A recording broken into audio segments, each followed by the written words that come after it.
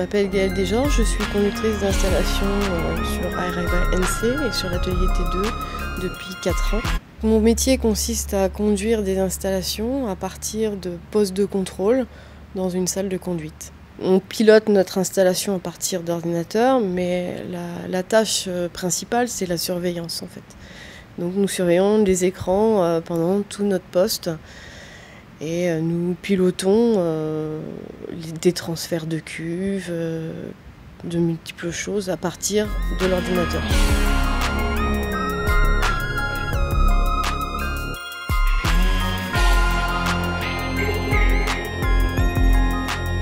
J'ai d'abord fait un DEGA de mathématiques, puis une licence de mathématiques à la faculté de Caen. Je devais m'orienter vers le professorat, et puisque ça n'a pas débouché, j'ai finalement postulé sur Areva il y a à peu près 5-6 ans. J'ai d'abord commencé en tant que SPR, donc c'est de la radioprotection. J'ai travaillé ensuite dans les laboratoires. J'ai fini par travailler sur T2 et embauché en CDI il y a 4 ans. Il faut avant tout avoir un profil scientifique.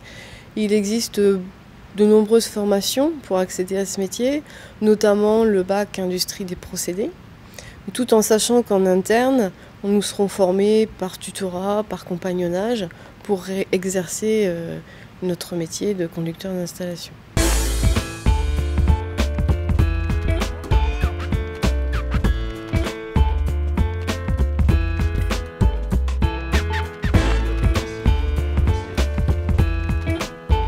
Au lycée professionnel de Tour-la-Ville, dans notre formation Bac Pro Industrie de procédés, nous accueillons 27 élèves qui ont leur formation sur un bac professionnel de 3 années. C'est le bac professionnel Industrie de procédés qui permet à nos jeunes, à l'issue de leur formation, soit de poursuivre une poursuite d'études sur un bac plus 2, soit d'intégrer l'industrie dans des domaines tels que la chimie, la parachimie, les cosmétiques, les plastiques, les composites, le nucléaire, l'agroalimentaire.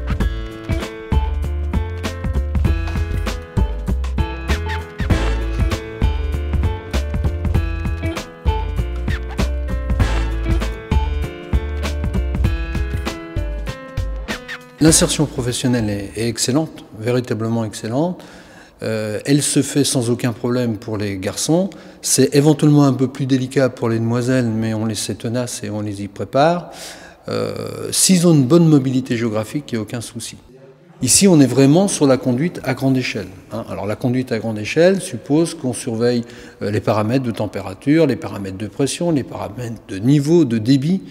Donc qu'on soit attentif à tous ces paramètres-là, tant au niveau de la conduite avec un équipement comme celui-ci, là vous avez sous les yeux un réacteur de production, aussi bien qu'on peut le faire à distance à partir d'un écran d'ordinateur pour pouvoir conduire l'installation dans les salles de conduite comme on les imagine très bien, dans l'industrie, de la pétrochimie ou du nucléaire par exemple. Il faut avoir des bases de chimie plus ou moins, sachant qu'on a quand même des gens qui sont venus d'univers très variés et qui ont réussi à être formés sur T2, c'est pas non plus très difficile. Par contre, il faut être très consciencieux au niveau de son travail quotidien, quoi. C'est clair, c'est une attention de tous les instants. On fait des relevés toutes les 2 heures. En fait, on fait de la surveillance avant tout, donc il faut vraiment être très consciencieux. Ce que j'aime dans ce métier, c'est le côté diversifié des tâches quotidiennes. On fait jamais la même chose. Il y a beaucoup d'unités différentes, suivant si on est sur l'extraction, la concentration des produits de fission, qui fait qu'on a à peu près 7 à 8 ans de formation déjà pour être compétent sur tout l'atelier T2 pour le pilotage en question. Plus toute la compétence qu'il faut pour les choses à côté, dans le bâtiment, pratique, théorique, technique, etc. C'est vraiment très divers.